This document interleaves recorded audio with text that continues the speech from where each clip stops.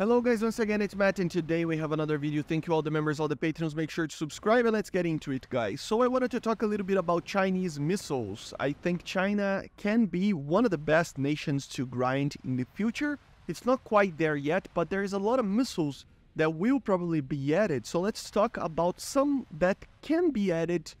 Some of them we probably will never see it, but I think most of them we might see, at least some of them we might see it, right? So first of all, let's talk about, the PLs. So we start with the PL-1, Chinese version of the K5M, a beam riding missile that have basically 18 Gs. The problem with it is that it's beam riding, it's a 50s Soviet missile, right? So it was based off of that. The carrier was to be the J6A.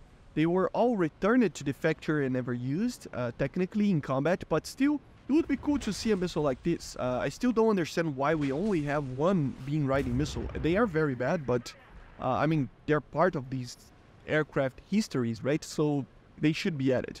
So this would be a very, very early missile from the J6. Then we go for versions of the PL-2. We have the PL-2A and B.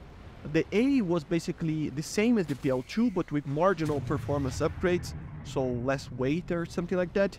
And the B was a more prominent version, so we had a better engine, or at least it had more range, so it has a more speed or burn time. I couldn't confirm each of these, which of these was, right?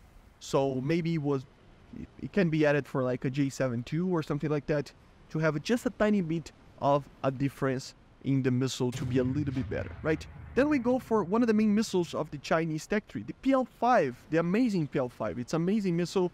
We have basically 4 variants that can be added. We have the C, the E, the E2, and the DE.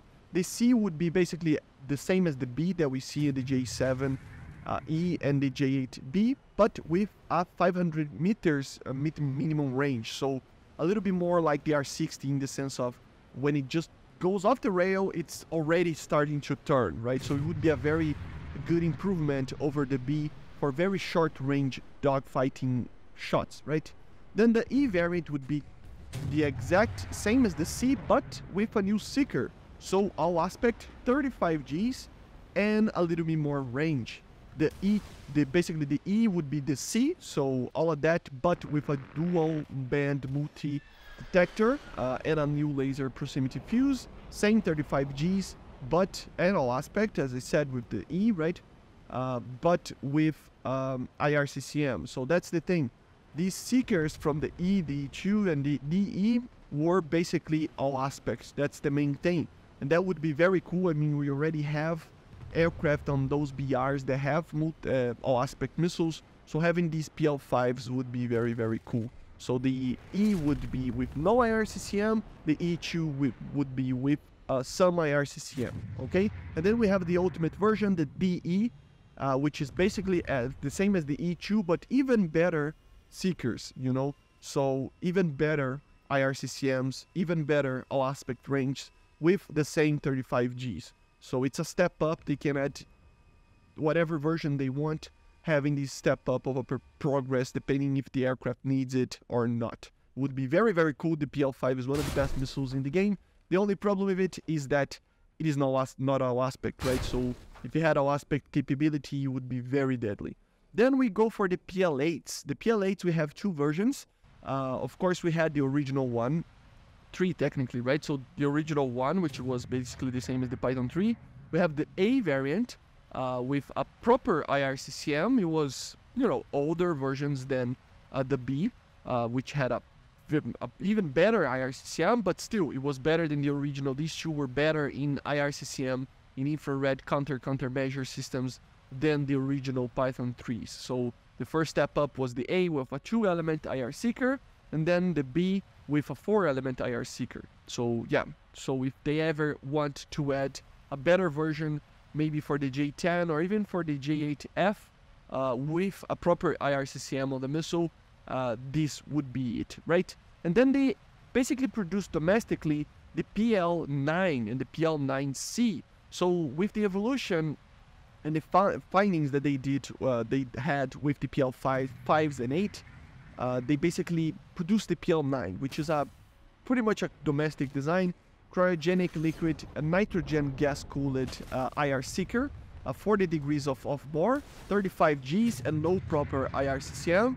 But then we have the proper version, the PL-9C, the same as the PL-9, but with a 4-element IR seeker, the same similar one from the PL-8B. So better seeker, proper IRCCM, 40 Gs, both of them all aspect.